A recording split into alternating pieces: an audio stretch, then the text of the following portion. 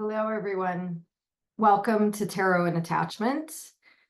I'm Erin Smith, and boy, what a week it has been. There have been some really interesting developments out in the ether. And so I thought I would take this opportunity to consult the cards and check out what archetypal themes might be coming up for us in the collective in the next week. So this will be looking at December 9th through December 15th to gain insight into what constellations of behavior might be emerging and how we might make the best use of them through insight. So I'm going to do my thing. I'm going to go silent. I'm going to concentrate while I shuffle, and I will be with you momentarily.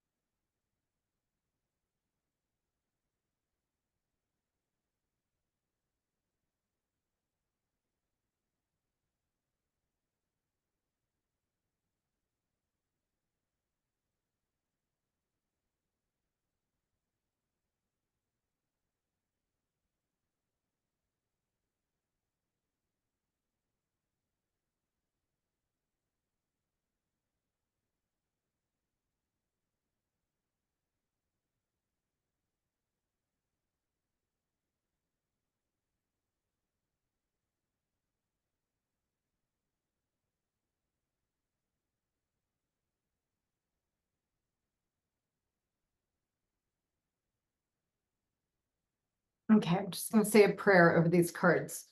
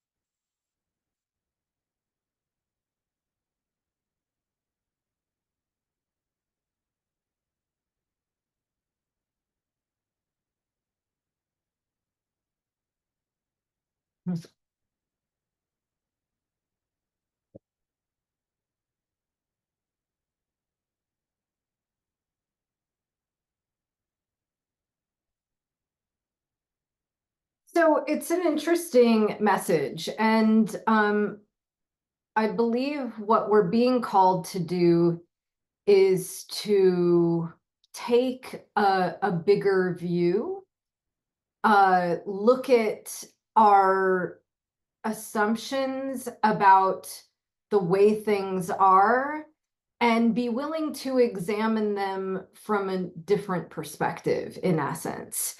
It's acknowledging that there's a significant amount of anxiety that is coming up, and it is specifically related to a myopic view. So when we get too narrowly focused on one idea about who we are or the way that the world is, we naturally then exclude a lot of data from the equation. And when we don't take into consideration this missing information, it can obscure our view of what it is that we're looking at.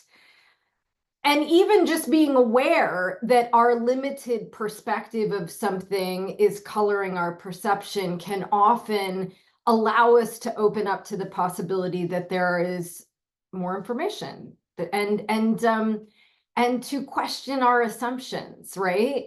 So I'm thinking of the parable of the three blind men who are interacting with the elephant, and they're communicating to one another what they believe it to be based on their assessment. So, one is there feeling the trunk, oh, it's like a snake or a vine. And one is, there with the legs, it's a tree trunk. One is there on the side, and it's the bark, it's like a rough surface. And it just reminds us that we can be interacting with the same information and filtering that through our own perception, and it will affect the outcome of what we believe it is that we're witnessing. And so watch your thoughts this week. That's the message here with the Nine of Swords. The Nine of Swords is sort of like worry, fear, anxiety that is troubling, discombobulating. It is impeding our ability to be restful or mindful in regards to how we're thinking about a situation. It's that, looping narrative that keeps you up at night, where you're continuously playing over and over in your mind's eye the events of the day, and utilizing those thoughts on yourself like a weapon, and continuing to work yourself up into a frenzy of disquiet and dis-ease. And you can see this person is doing this all from the comfort of their bed, right? So there's a naturally implied in this imagery too, a kind of projective quality. Instead of being where we're at and taking in the information that is available in the present moment, there's a kind of extrapolating that's happening. And again, there's just this message of watch your thoughts. And be careful not to take your internal narrative as the absolute truth.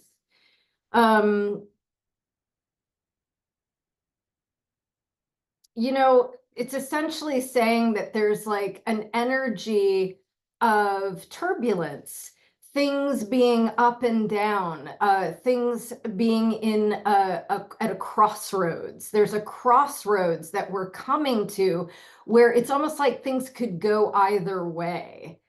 And I'm sorry, I can't help but think of this in light of some of the, things that are coming out in the news cycle. And this feeling that I've been having that people are waking up and seeing a kind of truth that has been obscured or has eluded them, that the troubles of the world, the anxieties that we have all been feeling, that we've been led to believe are the fault of certain social issues like, identity politics, rather than the very real anxiety that comes from not being able to pay your bills or not being able to afford to see a doctor. And there's this moment in time now where it's almost like some electricity has been filtered through our consciousness, which is allowing us to see things in a bigger way.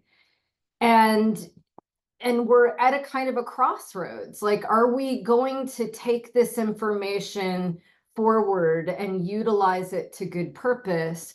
Or are we going to stay in the illusion of our own minds and continue to be driven by this fear and anxiety and be immobilized by it? Because the message here is that there is some gift of the heart that is being delivered out of the clear blue sky, and it feels something akin to a miracle. It's coming out of nowhere. It's this surprise that opens our hearts and allows us to see a new possibility when we are willing to let go of our narrow focus, when we stay too focused on what we feel is certain to be the plan, or this is the way things are, the way things need to be, or this is who I am, and I can't expand beyond the limits of who I think I am. That if we're too narrowly focused on that story, then we can miss the miracles that are being presented. And ultimately, what I would say, cups are about love, emotions, intuition, feeling your way into something. And, how many of us have been in a place in life where things felt stuck or stultified, that it felt like there was no way out, or it seemed like there was no way out. And then out of the blue, there's some twist of fate, some new information, some new relationship, some new way of seeing things. And all of a sudden, you're able to notice solutions that were not present for you when you were in that state of paralysis. So, and there's also just this dichotomy here between thinking and feeling. And so there's this idea of like staying open to intuition, noticing what your intuition is telling you and how it might be giving you a bigger bird's eye view on your situation. Notice what it feels like when you're running that narrative in your head. Does it feel expansive? Does it feel limiting? Does it feel assaultive? This is the thing that I think we're being called to draw into conscious awareness. Where does our head keep us from being able to find solutions in our own life that our intuition offers up naturally and easily? And I mean, I would even go so far as to say it's not even necessarily like an either or situation. It's not that we shouldn't use our minds. It's just that when we rely on them too heavily, they can deceive us. And so it behooves us to feel into the situations in our lives and see what feels most relevant, what feels right in terms of connecting or taking action out in the world. This one is interesting. The 9 of Wands is the self-confidence card. And it's an acknowledgement that it's easy to get battered and bruised in the battle of life, and that we've all been there. We've all suffered through circumstances that were difficult and that have left us with physical and metaphorical scars. And yet what the 9 of Wands wants us to consider is that as a result of having transited those difficulties, we've acquired real skills for living. In fact, look, nobody wishes on anyone difficulty or pain or suffering. And yet it is a constant in life for every human being alive. And I ask you to consider, and I certainly acknowledge this within my own experience, that the things that have been most difficult and painful, when I've come through that experience, once I'm on the other side of that experience, I can acknowledge when I review those events in my past, that they yielded something that I couldn't have gotten or even known that I needed before those circumstances unfolded.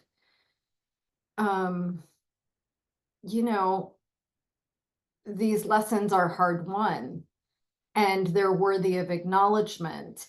And it's simply to say that the most difficult things that we've gone through, I've gone through, have not been wasted, that they were not just some arbitrary punishment. I mean, look, again, I don't think I would have signed up for a lot of the things that have happened in my life. But that said, I can acknowledge that my ability to empathize with others is a direct result of having experienced pain myself. My ability to stay present with others' big emotions is a result of having had to confront my own deepest wounds.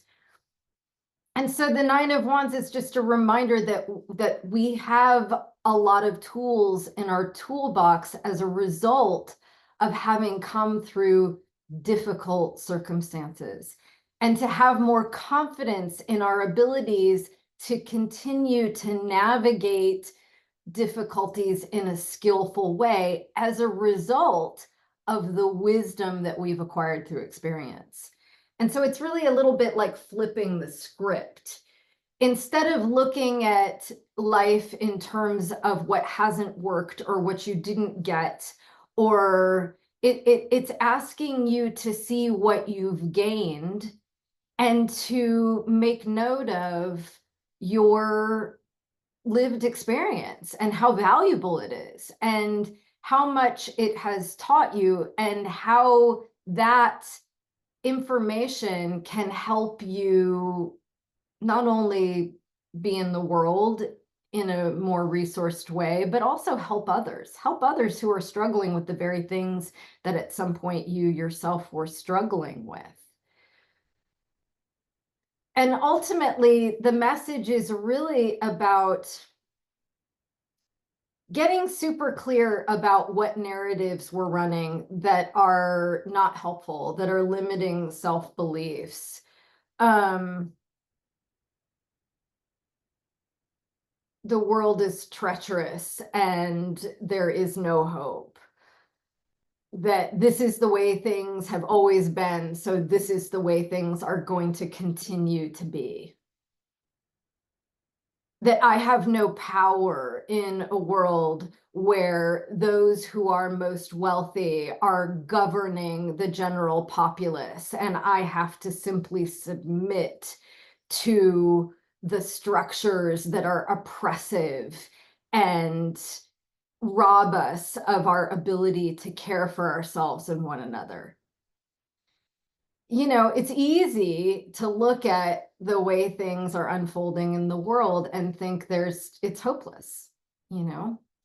We all see that there is ecological disaster and economic insecurity, and the way that society has been structured makes it feel like an insurmountable ill. And yet there's something that's being offered us, some new perspective that opens our hearts to new possibilities.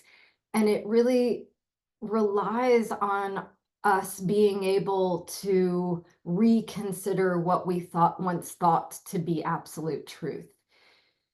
Hanged Man is actually Odin. He is the Norse god of wisdom. And he hangs himself from the tree of life in order to be enlightened. We can see that here in his glowing halo. And so in order to have the most enlightened perspective on our situation, we have to take everything we think we know, everything we think we're certain of, and examine it from the opposite perspective. Kind of like the way that we are very used to seeing the world in an upright fashion, and how jarring it is to stand on our head and see things upside down. By simply shifting our perspective, we are able to gain new insight and new information. And suddenly, again, the world is a much bigger place. We're able to get enough distance on our myopic situation to see facets that were unavailable to us before. It's sort of like when we're looking at things on a multi-dimensional level. I don't know if any of you have ever read this book, but I love it. And I often think about it when I think about Hanged Man. And it's called Flatland. And it was written by a monastic, and it's old. I can't quite remember what century, but it was a metaphor to illustrate what it might be like to contact a higher dimensional being, like an angel. And he uses geometric shapes in order to illuminate this dilemma. And he called, so Flatland is about Flatlanders, and it is A square, and A square is living in Flatland, which is a two-dimensional surface. And so he can only scoot about in Flatland, going left and right. And one day, A square comes in contact with A sphere. And A sphere, of course, is three-dimensional. And so A sphere can travel up and down in addition to back and forth. And what do you suppose it might be like for A square to come in contact with A sphere? Because A square cannot get out of two dimensions in order to fully conceive of what this three-dimensional being looks like. And so when A sphere comes in contact with Flatland, he looks like a circle who can change his size, could grow and shrink at will. So he's a dot when he touches the surface of Flatland, and he gets slowly wider and wider. And then as he moves through Flatland, he gets smaller and smaller until he disappears into a point. And so imagine you are A square, and this is the most extraordinary thing you've ever seen. You've never seen anything like this before, but how can you really conceive of the totality of A sphere? And so one might propose that if you meditate in your mind's eye, and you think about this circle that goes from a point to a circle and back again, and you're meditating on it, and you're building this up in your mind's eye, you might, in a flash of insight, be able to suddenly conceive of what that three-dimensional object could be like in a greater fashion. And I think of this when I think of the Hanged Man. He's shifting his perspective so that things can become clear, so that he can be enlightened. So all of this is to simply say we're definitely at a crossroads, and there is some fear and anxiety in the ether.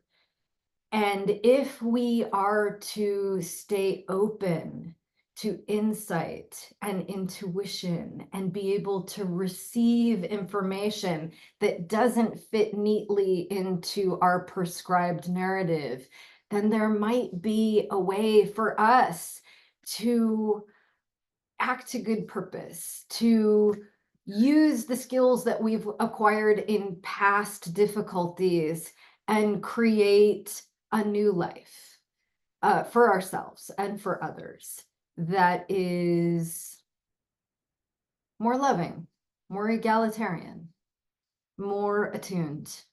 I mean, obviously, that's my hope and my vision, but I hope that for all of you as well. And as always, I really appreciate your attention. I hope that if you get something out of these readings, that you will like and subscribe to my channel. I am wishing you many blessings on this coming week. Take care.